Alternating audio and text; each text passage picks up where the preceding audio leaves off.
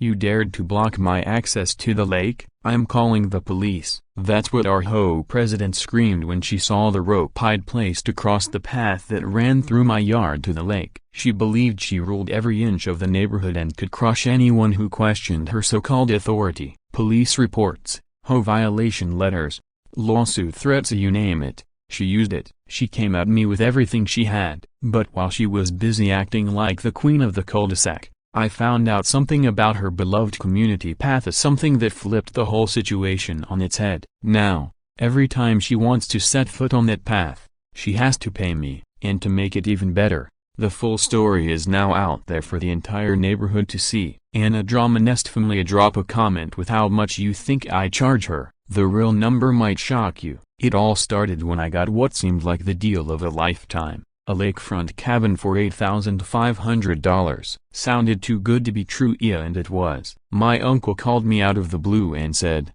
"Hey Ryan, want to buy a lakeside cabin? I've got to leave for Spain to care for my sick wife. You can have it for $8,500 instead of the full $175,000. It felt like a dream come true. He said it was a family deal and no need for lawyers or red tape. I trusted him. After all, he was family. That trust turned out to be a huge mistake. At the time, though, I was ecstatic. The view was stunning, and I couldn't wait to start making the place my own. I did notice a worn footpath that cut through the backyard to the lake, but I assumed it was just part of the property. The cabin was beautiful, and I was busy planning renovations when I met Dolores Blackwood. And let me tell you, she redefined the phrase wolf in sheep's clothing. In the first week, she showed up at my door with a plate of cookies and a smile dipped in honey. "Welcome to the neighborhood," she said. "I just hope your co-workers don't get too noisy on weekends." The way she said co-workers made it sound like I ran a biker gang. In the second week,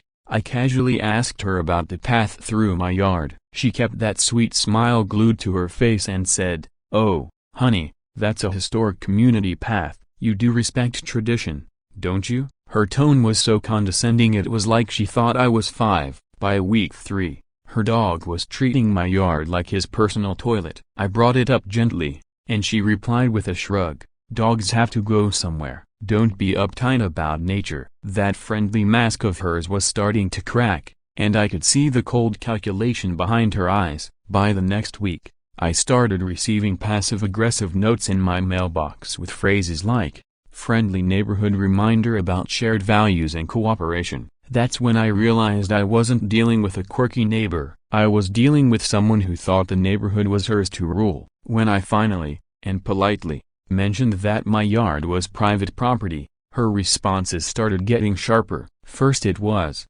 "Some things are more important than fences, sweetie." Then, "That path's been used for generations." And finally, "You can't just change tradition overnight." Gone was the sweet talk. What was left was barely concealed hostility. The final straw? I put up a simple rope boundary to clearly mark where my property began. Nothing fancy, just some rope and small stakes to define the space. That's when she completely lost it. She marched over like I just committed treason. "Young man, I've used this path since before you even moved here. Take this down right now. No more cookies, no more charm, just rage." That's when I realized I wasn't up against a difficult neighbor. I was going toe-to-toe with the woman who controlled the entire community and saw any pushback as a threat to her empire. I tried to handle things calmly and by the book. First call to the police. "A woman keeps trespassing on my property."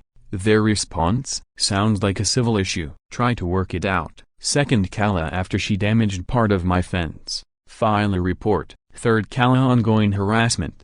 "Document everything. Take it to court if needed." Each time, the officers looked like they were ready to leave before I even finished speaking. I could tell they saw it as typical neighbor drama. Meanwhile, Dolores went on the offensive. First came the Ho violation notice as a fast and furious. $85 for unauthorized barriers, $150 for interfering with traditional community access. Each notice had her signature, D. Blackwood, Ho President, along with a warning about escalating enforcement if non-compliance continues. That's when it all clicked. This wasn't just a bossy neighbor. Dolores Blackwood was the Ho President, with nearly a decade of experience running the place like her personal fiefdom. She had driven out multiple families before me. People whispered about her like she was some kind of neighborhood tyrant. I learned she was a retired HR director who treated hoe business like a corporate dictatorship. The more I dug, the more I realized I was dealing with someone who had made weaponizing rules into an art form. That night, as I sat in my beautiful new cabin, I remembered something my dad used to say: some bullies only understand one language, strength. If you look weak, they'll run you over for the rest of your life. I looked out at my lakefront view and made a choice. I wasn't going to be another name on her list of casualties. I wasn't moving. I wasn't backing down. So the next morning, I started documenting everything, every conversation, every note, every incident. I took pictures, kept logs, and dove headfirst into hoe regulations and property law. If Dolores wanted a war of paperwork, she was about to find out she picked the wrong person. And the things I uncovered in those first weeks of research would change the entire course of this battle. Taking on someone with years of experience and total control over the hoe felt like trying to win a rigged game. But what I found tucked inside a simple manila envelope changed everything. Can you guess what secret Felix uncovered about Dolores? Go ahead and share your wildest guesses in the comments, because the truth, it's more outrageous than fiction. The harassment campaign hit full throttle right away, and Dolores ran it like a seasoned pro. The first week, she hit me with a lawn height violation, $75 because apparently my grass measured 3.8 inches when the limit was 3.5. That's right, she literally measured my lawn with a ruler. Next came a $125 fine for parking a commercial vehicle in my own driveway. That vehicle, my work van, for my job, on my property. I stood there baffled, wondering if this woman was serious. Spoiler alert, she was. Then came the noise complaint, $150 for using power tools on a Saturday morning at 10 a.m. According to her, I was disturbing the peace. A few days later, I was fined $100 for installing a security camera broken bar because it hadn't been pre-approved by the hoe. The third week was even more absurd. I got slapped with a $90 violation for painting my front door without submitting the color for approval. As if that wasn't enough, she hit me with an $85 landscaping non-compliance because I'd planted flowers in the wrong section of my own yard.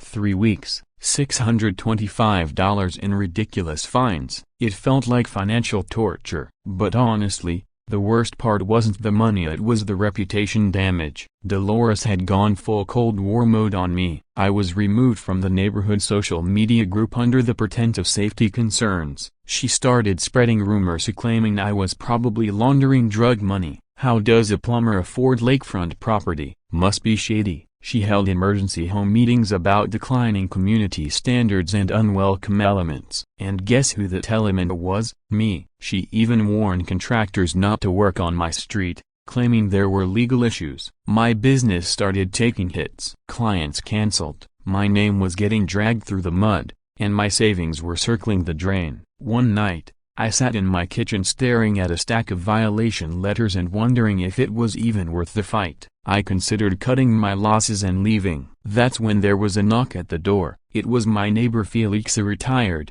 probably in his 70s, and calm in a way that made you instantly feel grounded. He said, "Kid, I've watched Dolores run people out of this place for over a decade, but you're the first one who's actually fighting back." That conversation changed everything. Felix dropped a truth bomb I hadn't considered. You ever checked the real hoe covenants against her claims? Half this stuff sounds made up. He wasn't wrong. I started going through the actual hoe documentation like I was studying for a law exam, and what I found was stunning. Dolores was mixing in real rules with her personal opinions, counting on people being too overwhelmed or afraid to question her. That's when I knew I had found her weak spot. She was bluffing.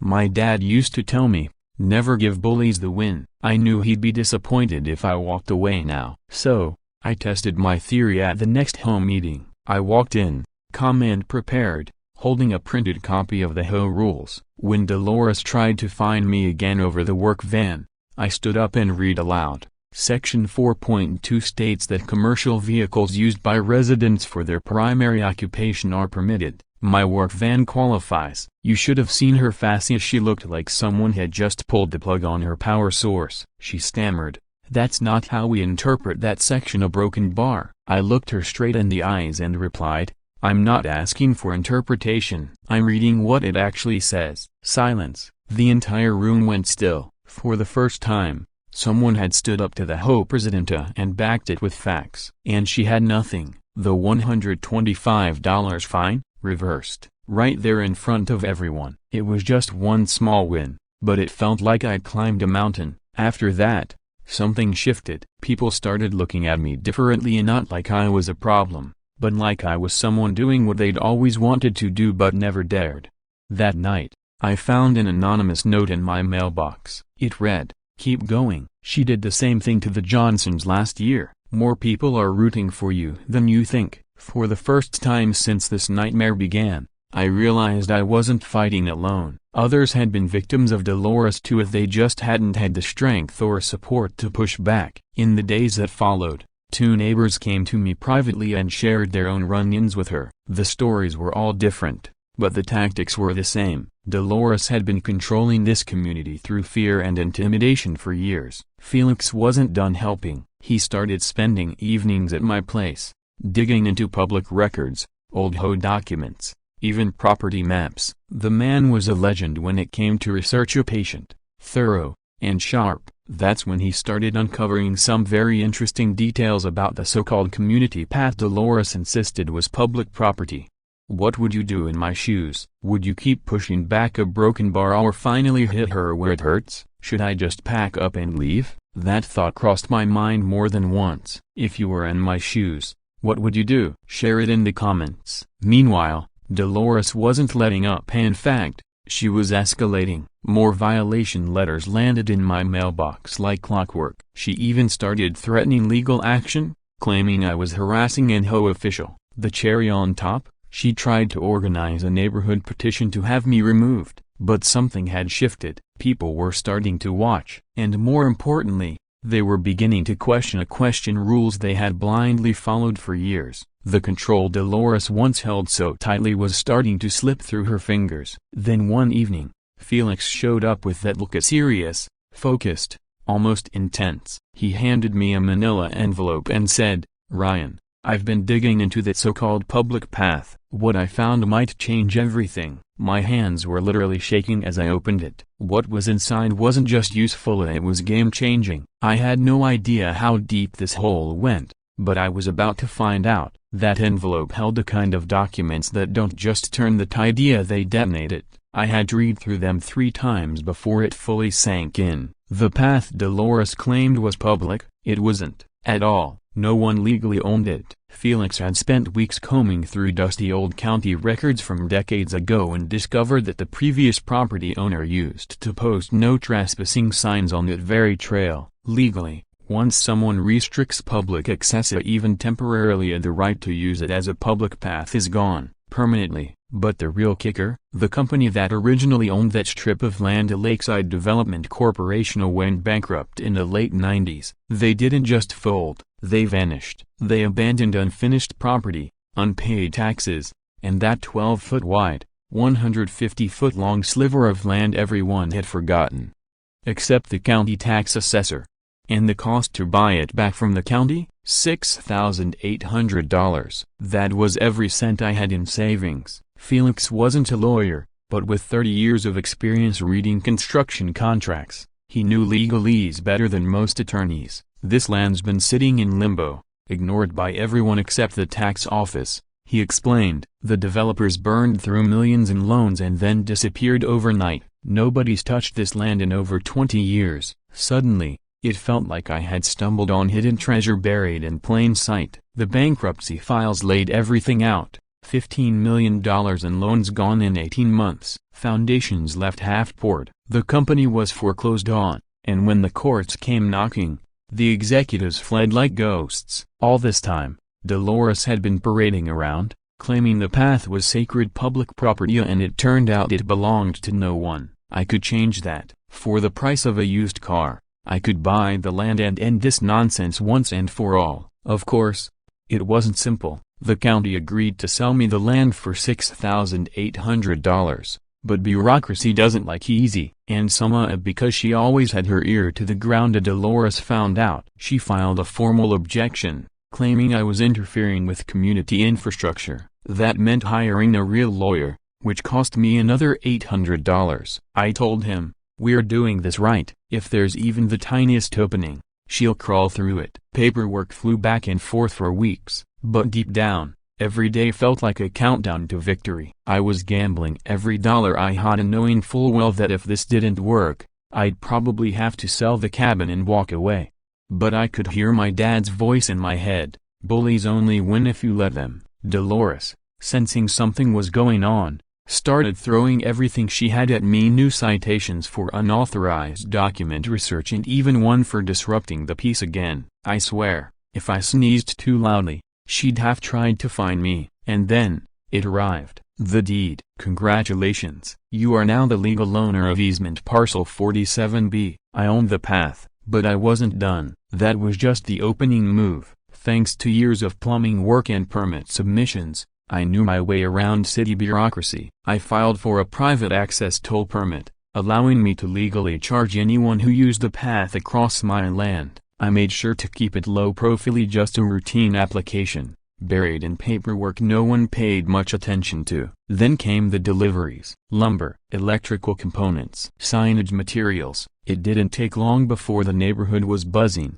What was I building? A fence? A shed? Some sort of secret bunker? Felix was right there beside me, helping with the carpentry work. He was loving every minute of it, and so was I, and as we worked, I could see it on their faces: curiosity, confusion, a broken bar, and for Dolores, pure panic. To outsiders, it probably looked like I was building a shed or maybe a quirky little cabin, but to the folks in the neighborhood, it was something else entirely. Whispers spread faster than wildfire at a Sunday brunch. And Dolores? She was losing her mind trying to figure out what I was up to. She marched over demanding to know what was being built. She filed complaints for unapproved construction and started tossing around lawsuit threats like candy. She even held a concerned neighbors meeting, but only 6 people showed up, and most of them just wanted to know what all the noise was about.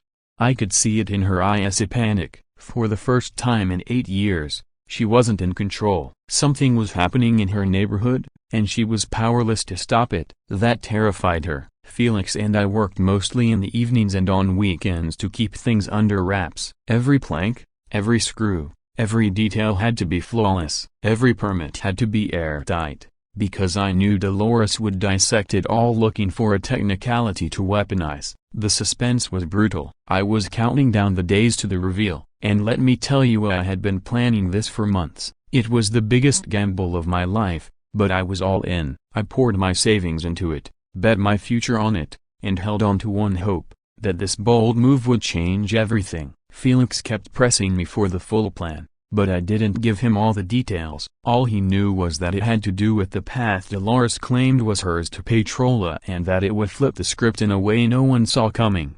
Those last few days before the big reveal felt like an eternity. I'd look out the window and see the structure sitting there under tarps, and my stomach would tie itself in knots. I was either about to become a neighborhood hero or the guy who blew his life savings to build a bizarre roadside stand. But deep down, I knew this was going to work. Something in my gut told me this was right. The night before the big moment, I barely slept. I lay awake running through every possible outcome, every legal challenge, every what-if scenario. But I also thought about all the people Dolores had steamrolled over the years, the families she pushed out, the phony fines, the fear. This wasn't just about me anymore. This was about standing up to a tyrant. Those construction deliveries no one could figure out, they weren't for a fence or a shed. They were for something much, much better. Think you know what I built? Drop your wildest guesses in the comments. What would you create to get justice on a neighborhood Karen? That final night,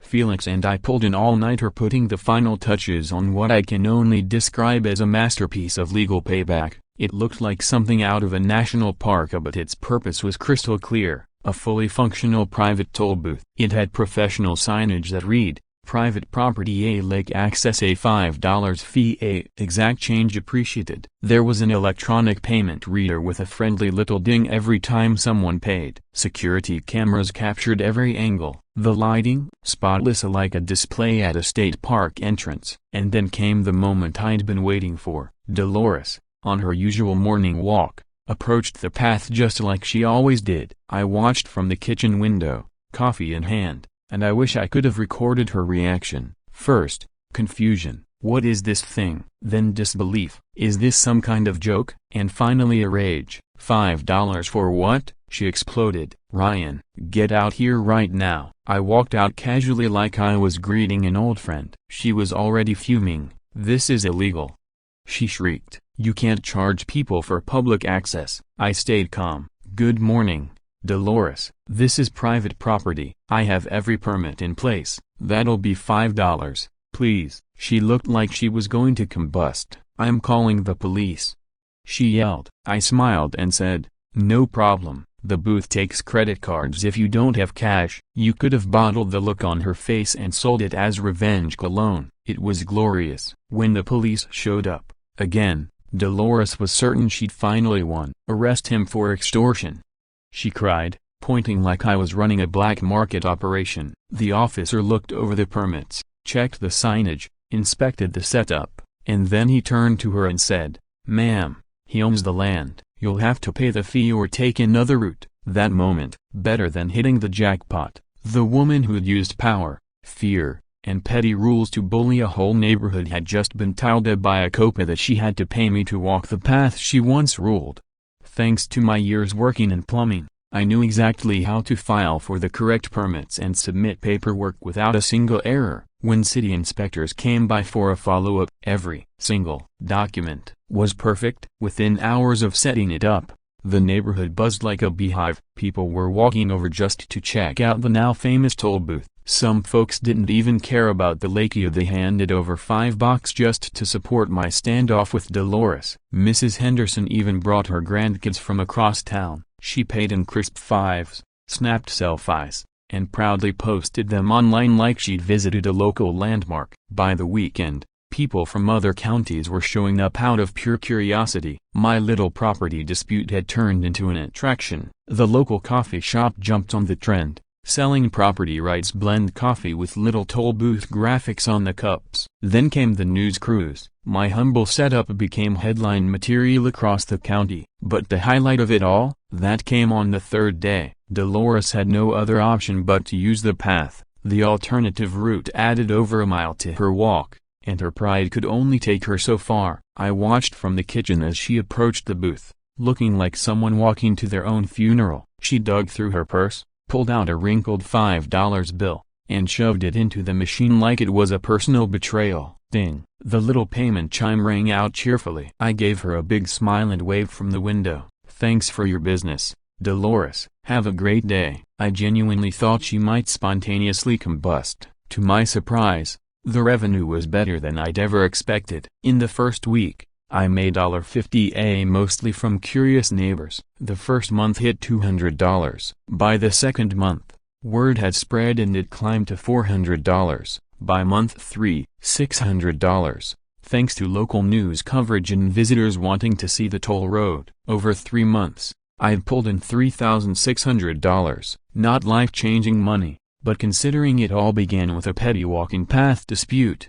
I was pretty proud of what I'd built. Media coverage was incredible. A local paper ran a headline, "Property Spat Sparks Private Toll Booth." TV stations did segments like Plumber vs. Ho President, and videos started going viral online. One clip was titled, "Karen Pays $5 to Use Her Own Path." My small neighborhood feud had turned into regional entertainment. Interview requests came pouring in. Reporters couldn't believe the story was real. Meanwhile, Dolores, she absolutely lost it. She hired a high-end property attorney to, in her own words, destroy that peasant. But here's where she completely miscalculated, as she used emergency HO funds to cover her personal legal costs. Yeah, big mistake. She also tried to rally the community with a protest, but only 3 people showed up and they looked miserable on the evening news. Every time she spoke to the press, she came off as more entitled and petty, while I was portrayed as the calm, hard-working guy just trying to be left alone.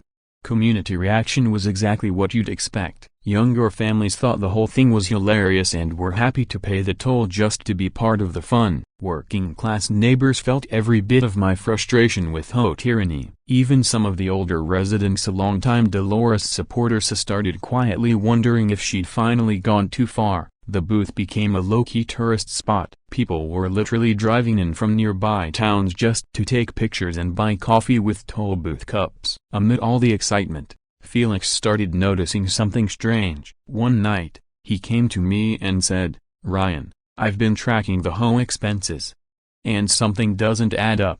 That's when I realized Dolores might have made an even bigger mistake than we thought. In her obsession with taking me down, she may have crossed a very illegal line. And if Felix was right, we were sitting on the biggest advantage of this entire war. The toll booth had already given me visibility, money, and massive community support. But now, Dolores was unraveling. She was desperate, making reckless choices. And Felix, he was about to uncover something that could bring her down for good. Turns out, her next move would practically hand me the victory on a silver platter. And Felix, he found the ultimate card to play. What's the one thing guaranteed to end an Ho president's reign? As Anadramanest viewers know well, corruption always leaves a trail. Drop your guesses in the comments. What do you think Felix found?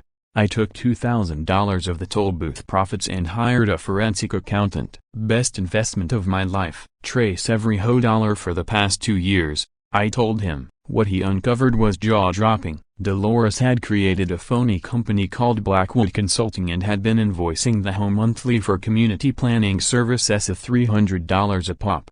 The Ho paid the fake bills without question. The money, straight into Dolores's personal bank account. 2 years of this scam meant she'd stolen $18,000 from the neighborhood. And it got worse. Ever seen Ho corruption up close? Stick around, because what the accountant found next was even more outrageous. A broken bar. Turns out, Dolores had been funding her personal battle against me using Ho money. Over $3,200 had been pulled from neighborhood funds to cover her legal attacks, all without anyone's knowledge or approval. Then came the so-called emergency repair expenses of $400 a month with no receipts to back them up. And the fines she'd issued against me, those were being funneled into a bank account she alone controlled. It was becoming crystal clear this woman wasn't just overstepping, she was running a solo scam operation right under everyone's nose. But Dolores's arrogance ended up working in my favor. In her desperation to tighten her grip, she called an emergency home meeting to propose a special assessment, $2,000 per household, to cover legal expenses caused by Mr. Kellerman's disruption of our peaceful community. She truly believed this was her moment of triumph. She packed the meeting with the last of her loyalists, 18 people who still bought into her self-righteous act. Her plan was simple: force a vote quickly, limit any objections, and finally break me financially. What she didn't know, I came prepared with a briefcase full of damning evidence. Felix and a few other supporters joined me quietly that evening. Dolores, dressed in her usual over-the-top power suit, stood at the front like she owned the room and declared, "This special $2,000 fee is necessary to defend our community from ongoing disruption caused by Mr. Kellerman." That was my cue. I stood up, and suddenly, you could hear a pin drop.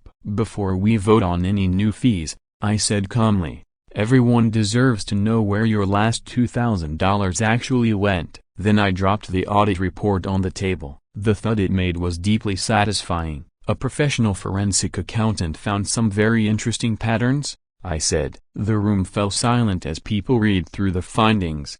Payments flowing into a fake company owned by Dolores, her personal attorney being funded with Ho dollars, thousands in repairs with no receipts, a violation fine money being deposited into an account that had nothing to do with the Ho treasury. There was a long, stunned silence, then the room exploded. Felix jumped to his feet. "I want to see every single receipt for the past 2 years. Others chimed in. "That's why our dues kept going up.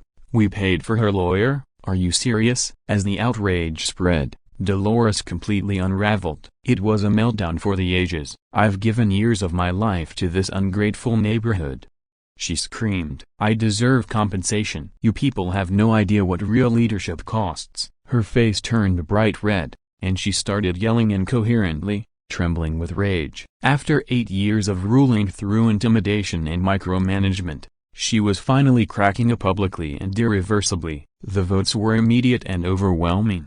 A removed Dolores as Ho-President, 12 in favor, 6 against, 2 abstaining. A freeze all Ho account spending investigation, 16 in favor, 4 against. A reverse every violation fine against me, 14 in favor, 6 against. It wasn't even close. The community had finally seen her for what she was, and they were done being pushed around. An interim Ho board was appointed that same night, and every legal action against me was dropped immediately. Dolores stormed out of the meeting, shouting, "You'll all regret this." It sounded like something straight out of a cartoon villain monologue, but the damage was done. Soon after, the county attorney's office was notified, and an investigation into fraud was launched. Dolores wasn't just humiliated, as she was now facing real legal consequences. People started coming up to me after the meeting, shaking my hand, thanking me for standing up and exposing the corruption. It was like the entire neighborhood had been suffocating under her rule, and now they could finally breathe again. The fallout for Dolores came fast and hard. She was ordered to repay $12,000 in stolen funds to the Ho,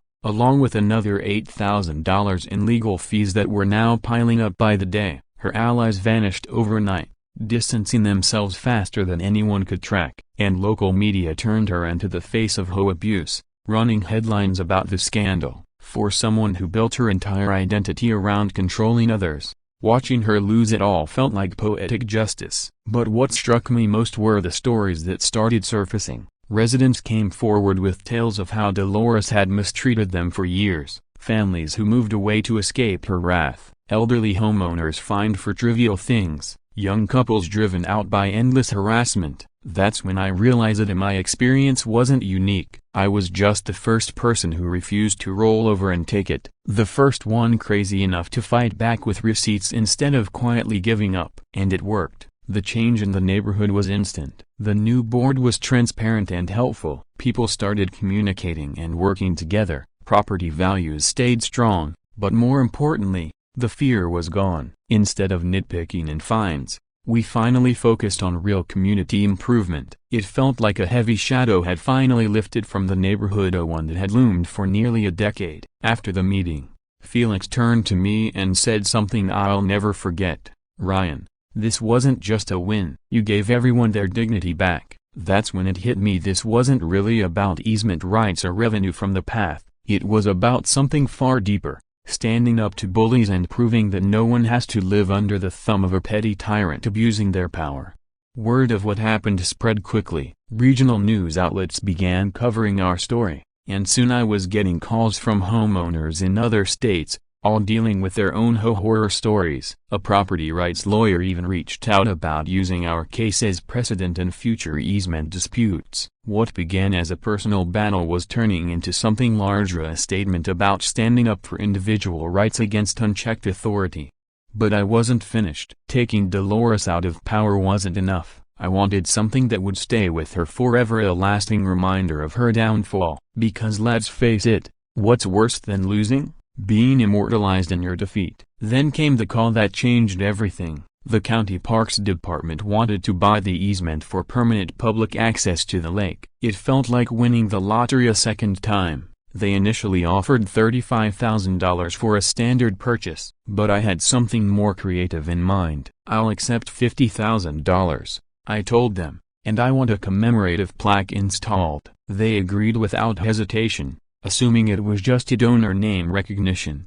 I gave them a cryptic smile. "Something like that," I said. They had no idea what was really coming. Meanwhile, Dolores caught wind of the county's plan and just enough information to spark false hope. She began spinning it to her remaining loyalists. "See, public access is coming back. I was right all along." She believed my efforts had somehow backfired and that this was her redemption arc. She even began quietly planning a comeback, fantasizing about regaining her influence. The irony was almost too good. Little did she know, I was working closely with the county to design the memorial plaque myself, privately submitting the text while they assumed it was a routine dedication. They were building a gorgeous public path complete with benches, landscaping, ADA-compliant walkways, lighting, and even an educational kiosk about property rights. Dolores watched from a distance, undoubtedly dreaming of the moment she'd declare herself vindicated. Her personal finances, however, were in free fall. Between the $12,000 in restitution, $8,000 in legal fees, and her now hostile neighbors, things were crumbling fast. But she clung desperately to the belief that this public path would prove she had been right all along. What she didn't realize was that I was about to turn her into a permanent legacy, one that would outlast even her memory. Excitement began to build throughout the community. The dedication ceremony was set. Local government officials were attending, media outlets scheduled coverage, and a sense of unity and healing started to replace the bitterness that had taken root during Dolores's reign. Most people thought this was just a feel-good ending. Orion donates land, everyone benefits, and life goes on. Dolores, she bought a new dress for the occasion. She was ready to step back into the spotlight, convinced this would be her triumphant return. She even invited her sister and brother-in-law from 2 hours away to witness what she thought was her public comeback. The irony was so thick you could slice it. She was about to celebrate the very event that would memorialize her humiliation for decades to come. Even Felix didn't know exactly what I'd planned, though he clearly suspected I had something big waiting in the wings. The suspense was almost unbearable, but I wanted the reveal to hit all at once. Every time I drove by the construction, seeing the path take shape, I felt a surge of anticipation. The beautiful benches, native plant gardens, custom bronze fixtures, even the trash bins were themed to blend seamlessly with the environment. The whole thing looked like a high-end nature preserve. And Dolores, she was still rehearsing what she assumed would be her grand re-entry into community leadership. She had no clue that I had scripted her exit instead. The night before the ceremony, I barely slept. This was it, the end game. 6 months of stress, strategy, and pushing through every obstacle was coming to a head. I kept thinking of all the people she'd hurt, all the homes she'd driven families from, all the good people who left rather than endure her endless intimidation. This wasn't just about revenge anymore, it was about closure, justice, and making sure that someone like Dolores never got to hurt another community again. She'd stolen more than money, she'd stolen peace, joy, and trust from an entire neighborhood. Tomorrow wasn't just about my closure or some personal vendetta. It was about ensuring her actions and the harm they caused were never forgotten. The setup, perfect. A beautiful summer day, not a cloud in the sky. Dozens of neighbors gathered, thinking they were celebrating the peaceful conclusion to a long property dispute. County officials praised the deal as a model for modern conflict resolution, describing how the new path would benefit families for generations. I gave a speech about the importance of research, persistence, and community cooperation, and there was Dolores seated proudly in the front row, glowing like she was moments away from reclaiming her imaginary throne. She truly believed this was her day. In front of the crowd stood a memorial plaque, still hidden beneath a cloth. Dolores had positioned herself front and center, probably anticipating a public apology or some kind of honorary mention. The county reps spoke warmly about the generosity of the Donorami and the long-term value of the pathway. Dolores practically shimmered with smug anticipation, clearly expecting her long-awaited vindication. What none of them realized was that hidden beneath that cloth was the most savage piece of legal poetic justice the whole world had ever seen. So Broken Bar, what would you have written on a plaque like that? Drop your wildest guesses in the comments, and Andromenes never disappoints with its final twist. Then came the moment. More than 40 people gathered, news cameras rolling, neighbors holding their breath. The county official gave a short thank you to the donor, then gently pulled the cloth away. What was revealed beneath was the single most glorious moment of justice I've ever witnessed. Dolores Blackwood Memorial Pathway, A in loving memory of always checking your facts first. Donated by Ryan Kellerman, 2024. You could actually see the gears turning in her head as she read it. For a brief second, she was confused. A broken bar, then completely blindsided by realization. This wasn't some tribute. This wasn't her redemption. It was a bronze plaque etched in humiliation for everyone to see, forever. Her face turned every shade imaginable before she snapped. Slander, defamation, harassment. She screeched, charging at the memorial plaque like it had insulted her personally. Security stepped in and calmly escorted her away while the stunned crowd watched in disbelief and fascination. Half the people had their phones out, and I knew instantly, this was going viral. Within 48 hours, the video titled "Karen Attacks Her Own Memorial" had racked up over 2.3 million views. Internet remix culture did its thing. People added sound effects, music drops, and zoom-ins of her face mid-meltdown. She became the cautionary meme of the year. Teachers showed the clip in class to demonstrate why fact-checking matters. She became a full-blown meme, and honestly, if anyone ever earned that kind of legacy, it was her. And for me, it was a full-circle win. I made $3,600 in toll booth revenue in just 3 months, earned $50,000 from the county sale, and unexpectedly launched a consulting career in property rights. Local and regional news covered my story. I started getting messages from frustrated home members across the country, asking how they could fight back too. But the real victory wasn't the money or the fame, it was the transformation of our community. The whole leadership that took over was open, fair, and actually helpful. Home values held strong and even went up slightly. People began cooperating instead of snitching on one another. We finally stopped living under a magnifying glass of petty fines and threats. It felt like the whole neighborhood had been released from a spell. Children played where Dolores used to march around with her clipboard. Families threw weekend barbecues without worrying about someone filing a noise complaint. And the entire community seemed to breathe easier. And the pathway, it became a viral destination. People started rating it on Google Maps a 4.9 star, so with comments like "a must-see Karen monument" and "best crash course on property rights in the country." Tourists came from other states to snap photos. Law students visited on field trips. Local businesses saw a boost thanks to the increased foot traffic. Somehow, my revenge plan had evolved into a legitimate attraction, an educational landmark no one saw coming. 3 local high schools even added our pathway to their civics curriculum. Local schools began organizing field trips for civics classes, using the pathway as a real-world case study to teach students about property rights, local governance, and how to stand up against abuse of power. The educational kiosk on the site became a key learning hub, complete with QR codes linking to simplified legal breakdowns that anyone could understand and no law degree required.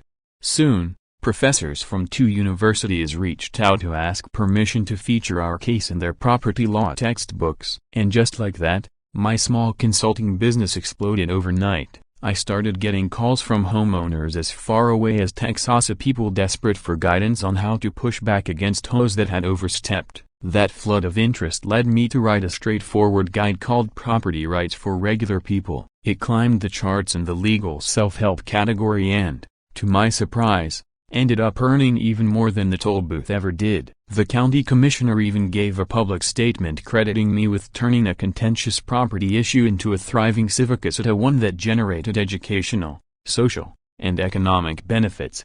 And what about Dolores? She quietly listed her home through a realtor known for discreet deals. She couldn't stand seeing that plaque or walking past her own name immortalized in shame. Rumor had it she left the state under the pretense of family obligations, but everyone knew the truth. She was fleeing the fallout of her own downfall. The house sold to a wonderful young couple who actually came by to thank me. They said the neighborhood felt like home the moment they saw the path. That space, once a symbol of division, had become a shared treasure. Now, every morning, I sit on my deck with a cup of coffee and watch the heartbeats of our community unfold. Families walk the trail, kids learn to ride bikes along its smooth pavement, elderly couples hold hands under the trees, and teens nervously sit on the commemorative benches, whispering through first dates. The irony couldn't be more perfect. The very thing Dolores tried to control and exclude others from ended up uniting everyone. Her story ended the way most bullies' stories do: isolated, forgotten, or worse, remembered for all the wrong reasons. The viral video brought her more internet attention than she could handle. Trolls flooded her socials, and she vanished into obscurity. If you Google Dolores Blackwood now, the top result is the Memorial Pathway. That's her legacy. Forever. To this day, people filmed videos at the plaque. The Dolores Challenge, a viral trend about fact-checking before making bold claims, took off on TikTok. Law professors cite our case in class, and the pathway has become a landmark for civil liberty education. It's even been used in bar prep courses to explain easement rights. Every child's laughter, every proposal made on that path, every peaceful walk is a subtle reminder that power used to harm others doesn't last forever.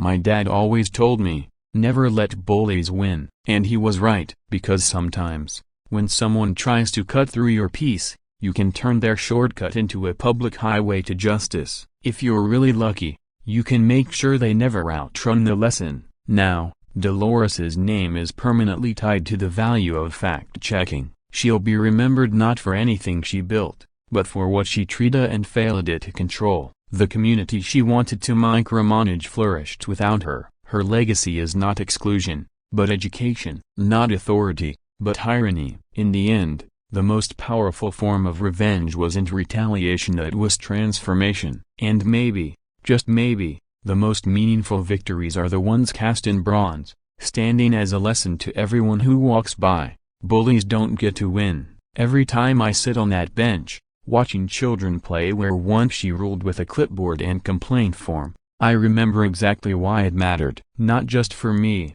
but for everyone who's ever been pushed around by someone who thought they were untouchable. Because the best revenge isn't getting even, it's building something better and making sure the message lasts. That's the kind of story we bring you here at Anadrama Nest. If this tale reminded you why it's worth standing your ground, hit that like button. What's the wildest hoe story you know? Share it in the comments so we read every one. And don't forget to subscribe for more jaw-dropping true stories that prove karma doesn't forget an address. Until next time, a broken bar, keep standing tall, keep checking your facts, and always remember justice sometimes comes with a plaque. Classic Anadrama Nest.